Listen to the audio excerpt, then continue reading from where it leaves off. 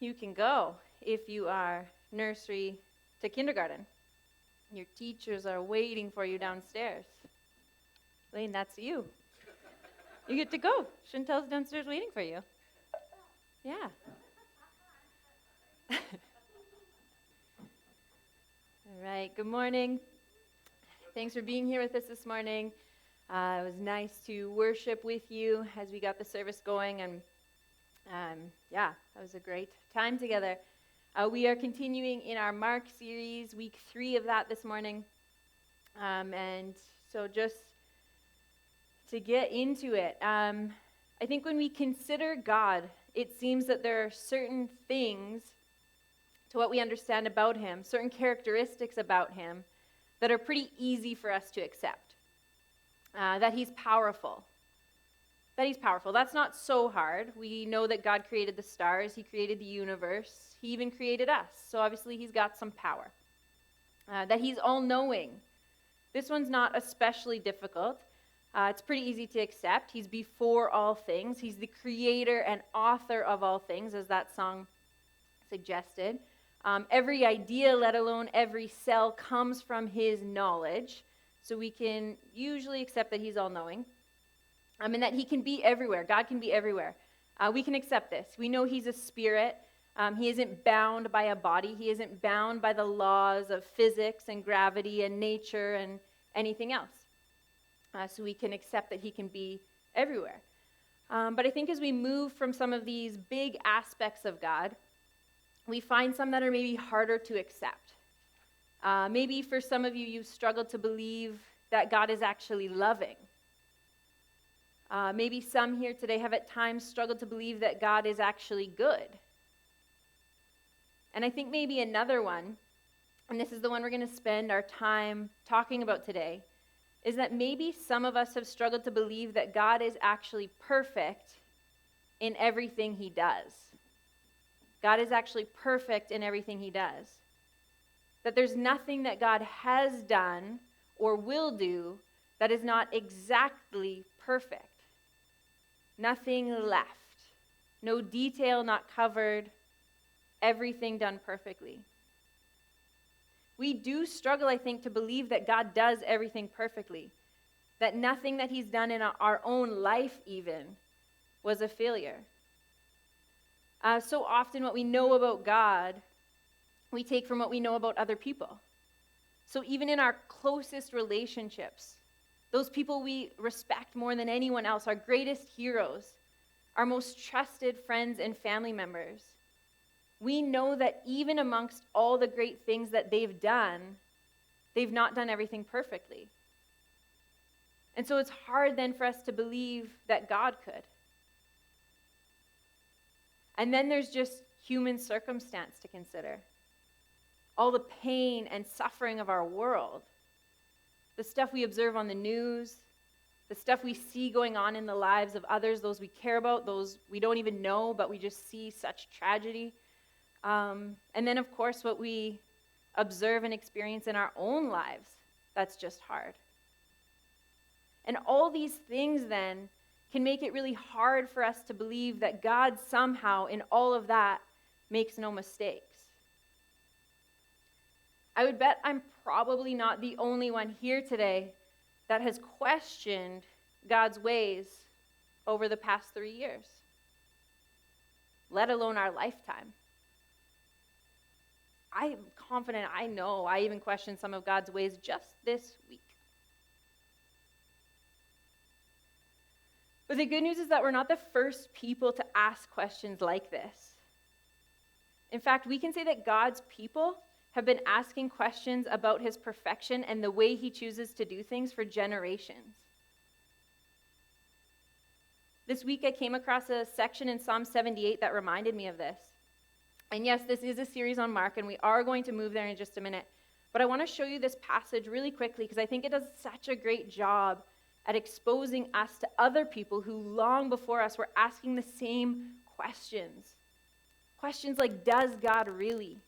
Can God actually? Will God for me? Look with me at this reflection of the Israelites in Psalm 78, verses 19 and 20.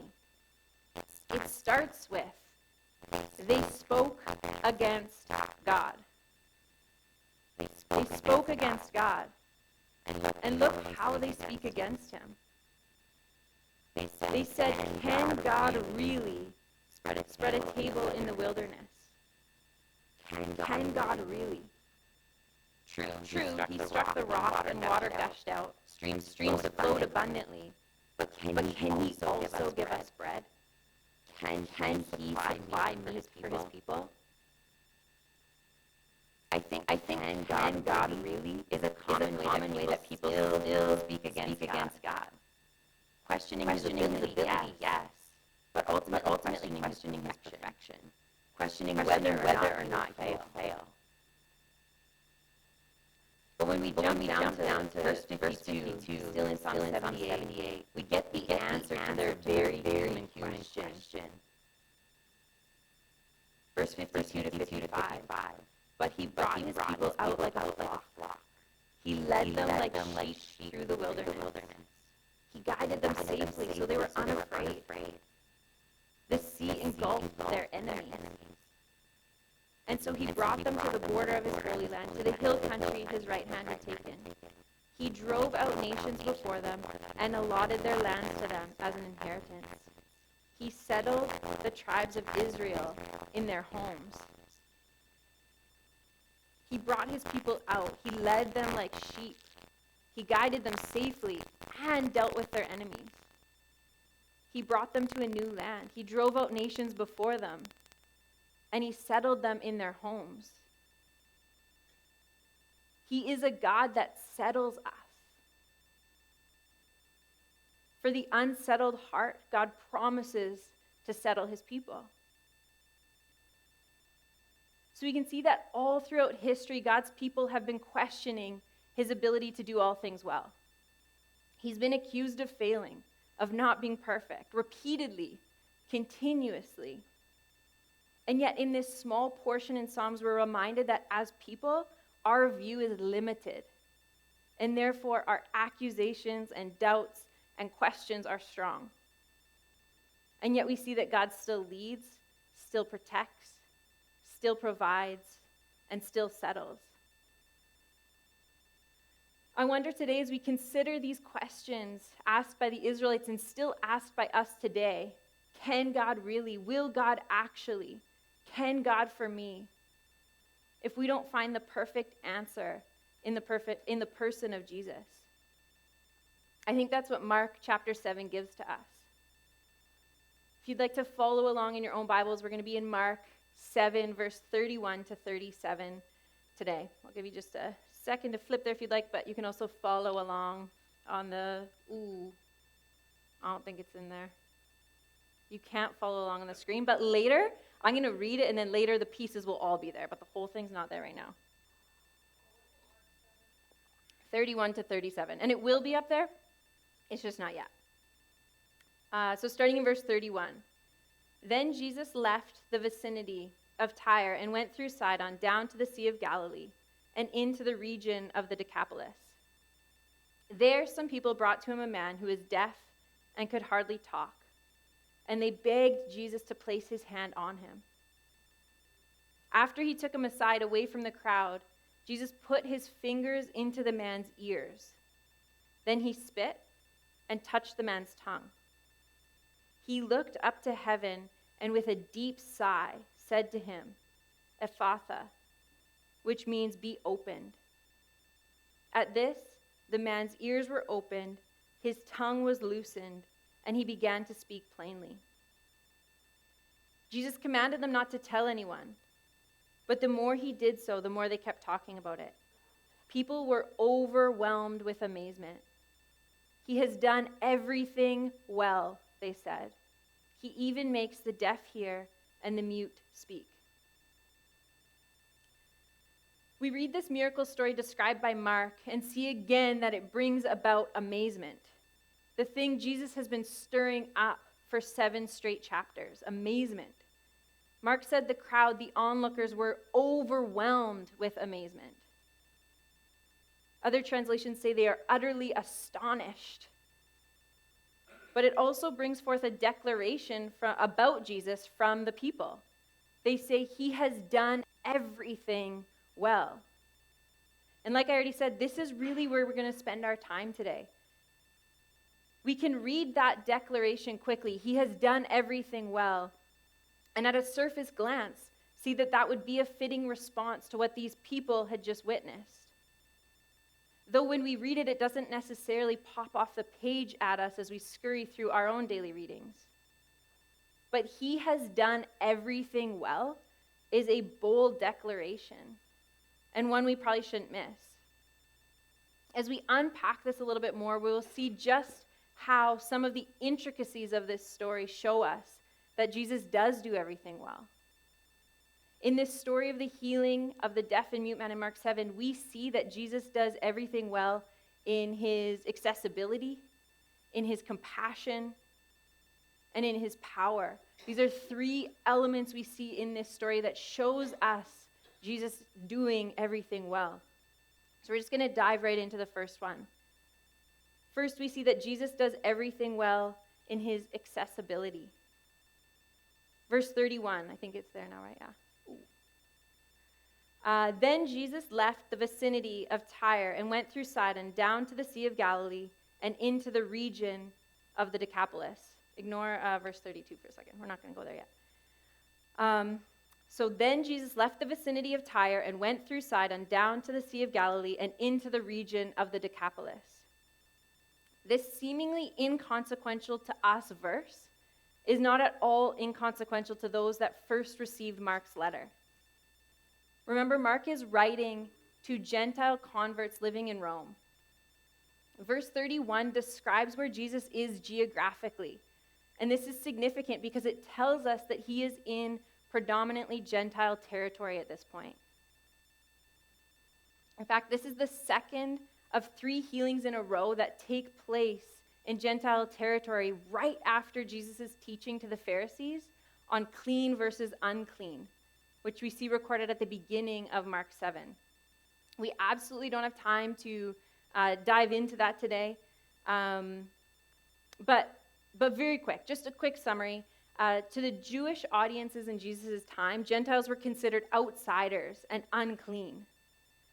Jesus began to speak to this idea at the beginning of chapter 7 by challenging them on their strict devotion to tradition over their devotion to the heart of God.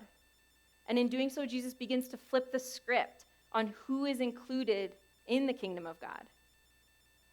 Then directly following that teaching on clean versus unclean, we move along through Mark 7 and we see Jesus respond to the faith of a Syrophoenician woman, not a Jew, by delivering her daughter from a demon. And here we see him now travel on through the region and continue to make himself available to these unclean outsiders. For Gentiles in this region to have access to Jesus at all, and furthermore to have him perform miracles amongst them and for them, might have been quite surprising and unexpected, that he would even stop for them and include them. And then to the Roman Gentiles reading Mark's letter, this would have emphasized their belonging and inclusion by Jesus. Ministering in this geographical location to this group of outsiders shows us that Jesus is accessible to all, not just the Jews, not just the clean, not just the ones who have their lives together, not just the ones following all the rules. Jesus is accessible to all who would like to come to him. And I think sometimes when we read this, we fail to recognize the significance of this 2,000 years later. But if Jesus hadn't come for everyone, about, 99% of us are on the outside looking in. I don't know exactly how many in the room today are of Jewish ancestry, but I think it's minimal. So it is indeed very good news that Jesus came for everyone. Because when it comes to accessing Jesus, it has everything to do with him and who he is, and nothing to do with us and who we are. No one, not one of us, is deserving of access to Jesus. And yet, here he is, accessible to all who would like to come to him. To the question, will God for me? Yes, even for you. But that's just the first verse, so let's keep going. Next, we see that Jesus does everything well in his compassion. Verse 32 and 33. Yeah, there we go. There some people brought to him a man who was deaf and could hardly talk, and they begged Jesus to place his hand on him. After he took him aside away from the crowd, Jesus put his fingers into the man's ears. Then he spit and touched the man's tongue. Let's consider for just a moment the man that had been brought to Jesus for healing. We know that he's deaf, he's unable to hear, and he's mute, he's unable to speak clearly. At this point, we know that stories about Jesus are likely spreading around the region. We can presume that that's why the crowds are gathering wherever he goes. They've heard about him. They've heard about his power and his ability to heal and his willingness to interact with outsiders. And as they hear, they come where they hear he's going to be. As people are amazed by what he's doing, they talk. And the message travels as people hear. But the first thing we know about this man is that he can't hear. So we can assume he probably knew very little about what was going on in the area, where he was going, and who he was going to see. It says he was brought here by others, and then basically just placed in front of this strange man named Jesus. If we look more closely at the details of this section of the passage, we see the compassion of Jesus so present in this encounter. First, it says that Jesus took him aside. He didn't make this intentionally into a grand spectacle, trying to put the man on display.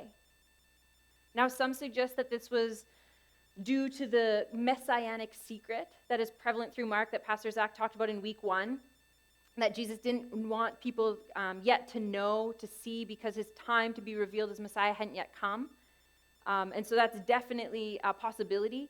But there is an argument to be made that it was also out of compassionate consideration for this person that had been brought to him, that Jesus took him aside and away from the spotlight of the crowd. Jesus made this encounter as personal as possible between him and this man. And then furthermore, we see Jesus's compassion in the physicalness of this healing. Mark says that Jesus put his fingers into the man's ears, then spit and touched the man's tongue. Now, touching was not uncommon in healing in Mark's gospel. But this is the first account of Jesus specifically touching the affected organ. And it only happens one other time in the gospel in the next chapter. But it says that Jesus put his fingers in the man's ears, then he spits and he touches the man's tongue. He touches those areas that are specifically affected. It's so personal. It's so physical. It's so intentional. And it's so in his space. Keep in mind, this man can't hear, and Jesus knows this. I think it's also important to note at this point that Jesus did not have to touch to heal. He often performs miracles with a word. And actually, that's the case here, as we'll see too. But he first makes this a sensory experience for this man. Jesus engages the man in the only way that that man can be made aware of what he is doing.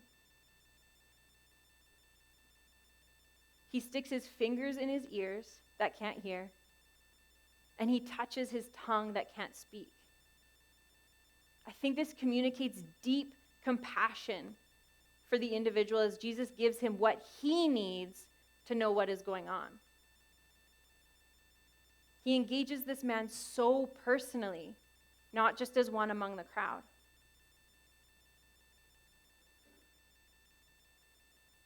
And when I experience personally the compassion of Jesus, individually, for me, when I have that kind of experience with Jesus' compassion, I know I draw closer to a declaration of he does all things well. And I would bet that for any longing heart in this room, any heart longing for a change of circumstance, Any heart longing for a mended relationship, for a specific breakthrough, longing for healing, or longing for an answer. To really experience the compassionate care of Jesus, even without the longed for answer, to experience the compassionate care of Jesus, even without the longed for answer, you too move closer to the declaration that Jesus does all things well. Because encountering personally the compassion of Jesus can be more than, better than, more significant than the actual desired outcome that we long for. Truly encountering the compassionate nature of Jesus draws forth the declaration that he has done everything well. But we likely haven't even reached the part of the story that caused the crowd to make such a declaration. So let's keep going. In the next section, we see that Jesus does everything well in his power. Verse 34 says, he looked up to heaven and with a deep sigh said to him, Ephphatha, which means be opened.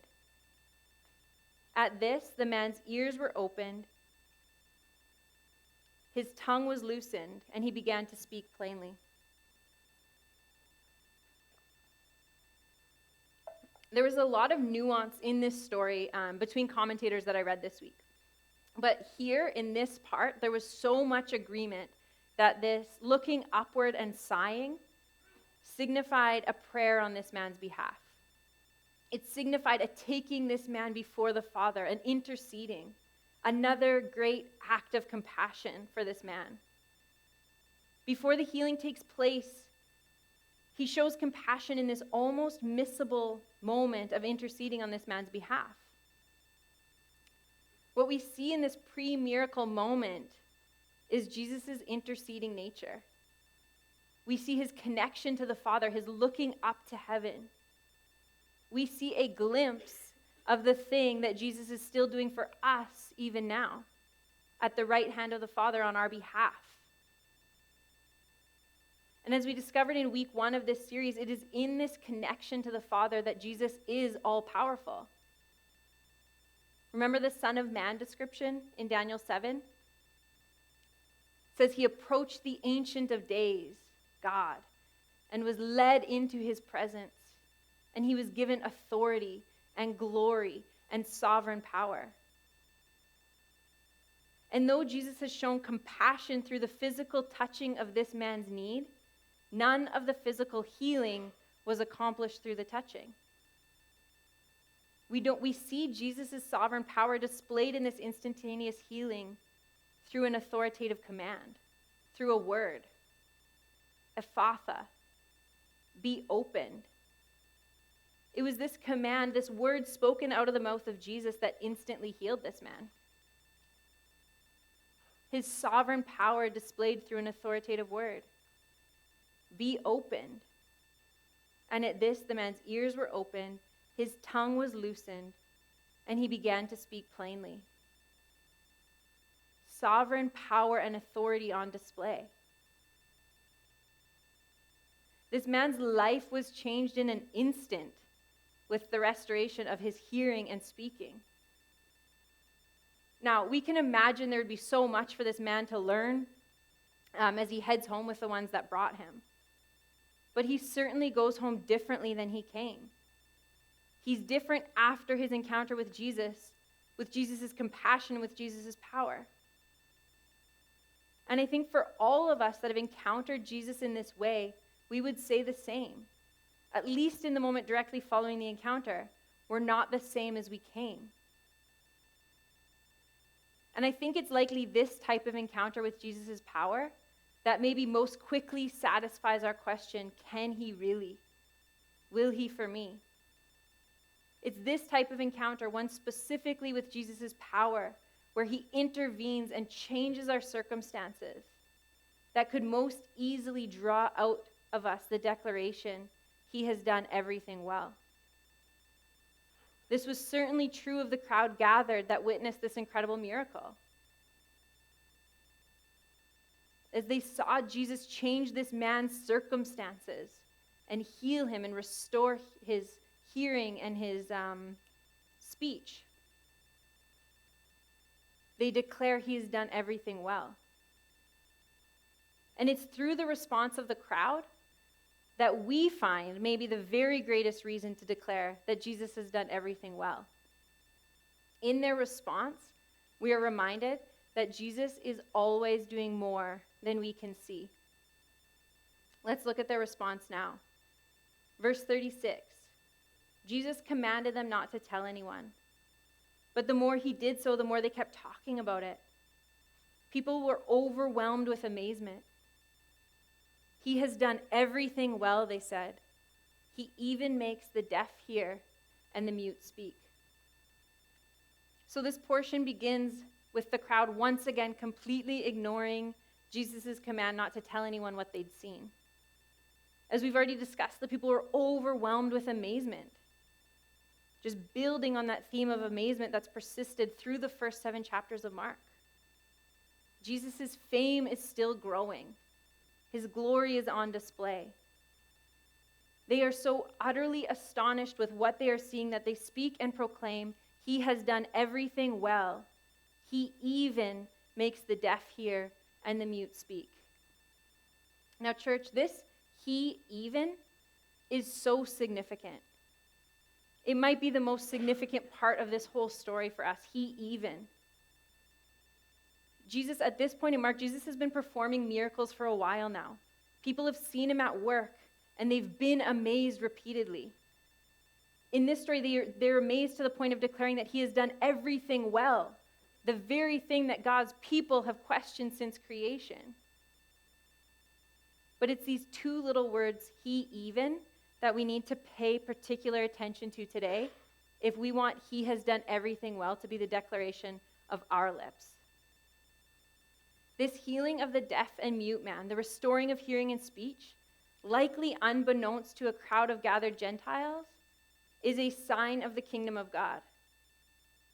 This whole story represents the fulfillment of prophecy and therefore signals that the days of God's promised salvation have arrived. Look at this prophecy of Isaiah with me for a minute in Isaiah chapter 35, verse 5 and 6. Isaiah says, then will the eyes of the blind be opened, and the ears of the deaf unstopped. Then will the lame leap like a deer, and the mute tongue shout for joy. Water will gush forth in the wilderness, and streams in the desert. This passage in Isaiah points forward to the ultimate restoration of all things. Jesus came in authority and glory and sovereign power to heal, yes, but ultimately to restore all of creation, to restore a broken world, and to reconcile the broken world to the Father. Through this specific healing of a deaf man, Jesus is doing more than just restoring hearing in one man. Jesus is participating in the restoration of creation. He is signaling that the days of God's promised salvation have arrived. In a sense, Jesus is tipping them off that he is up to far more than just one-off miracles, than just what they can see him doing in that moment. To those watching, he even makes the deaf hear and the mute speak. That's what they can see him doing in that moment. But the he even actually speaks a far bigger, far better story. What Jesus is up to in that moment will one day have all of creation declare that he has done everything well. If we skip down a few verses in Isaiah 35, we read in verse 10, they will enter Zion with singing. Everlasting joy will crown their heads. Gladness and joy will overtake them, and sorrow and sighing will flee away. This is what Jesus is up to. This is the kingdom he is ushering in. Jesus is not just making himself available. He's not just showing compassion. He's not just flipping circumstances. All of those things are amazing and should be seen as such. But Jesus is ushering in days that will lead to everlasting joy crowning their heads, that will lead to gladness and joy overtaking them, gladness and joy overtaking them, and sorrow and sighing fleeing away. He is even blasting hope into today as he points toward a perfect forever. As we look at this deaf and mute man brought before Jesus with the hope of healing, whether by him or by those who cared for him, we see Jesus meet his need by being accessible, by showing him great compassion, and by operating in sovereign power to heal him, to restore his hearing and his speech. So we can look at this situation and, like those gathered, confess that Jesus did it well. He really took care of that man. But I just wonder how many of you, after hearing this story, still wonder for yourselves. Is God perfect? Does God fail? Does Jesus really do everything well? We have a tendency to hear about the good work of God shown towards someone else. We see his presence with them, we see his compassion toward them, and his power at work through them, and we even hear them declaring that he does all things well. And yet we still wonder. We still question. But will God do that for me? I bet many in this room, after hearing me talk about this for 25 minutes or so, still have the same questions we started with. Because our own circumstances leave us very much questioning if God does everything perfectly. I know that. I hear that. As I think about what some in this room, some in this church are walking through, that's likely a really, really hard declaration to make. And so if you count yourselves among the group still questioning, and I assure you if you do, you are not alone in that. But if you're still questioning, does God do everything well? I have some good news. Sometimes he has done everything well is a declaration. It's shouted in response to something Jesus has done. We say it because his work in our life demands the response, as we see in this story. But other times, he has done everything well is a confession. The Christian faith is full of confessions. Those things that we say with belief because we know they are true even when we don't feel that it matches up with our current experience. It becomes not a declaration based on our circumstances as it was in Mark 7, but rather a confession based on what we know to be true because of who Jesus is. He has done everything well becomes something we say as a defiant confession when we don't understand, because it is our great hope. Our world is so broken. There's so much evil and so much suffering that cannot be overlooked or ignored. We can't pretend it's not. Everyone here has been touched by it. No one escapes it. And it constantly draws God's people back to asking the age-old questions. Can God really? Will God for me? And our greatest response to these questions is our defiant confession that he has done everything well. Evil wasn't God's plan. Suffering is not his great hope for his people. The world truly is not how it should be. But church, we cannot forget the he even. He has done everything well. He even. We see the he even in this story as Jesus begins to restore hearing and speech. That God's kingdom is invading earth. He even heals, yes. But he even loves you so much that he came to earth, and after being amazing for a bit, was despised and rejected. He even was crucified. He even suffered unimaginable pain and anguish. He even experienced separation from his Father. For you, for me, for us.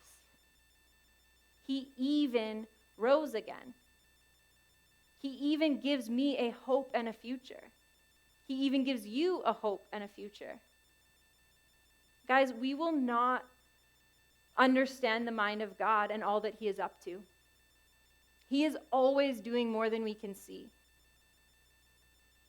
And unfortunately, there's no way on earth to ultimately escape the brokenness of sin. The cause of our deep questions, can he really, will he for me?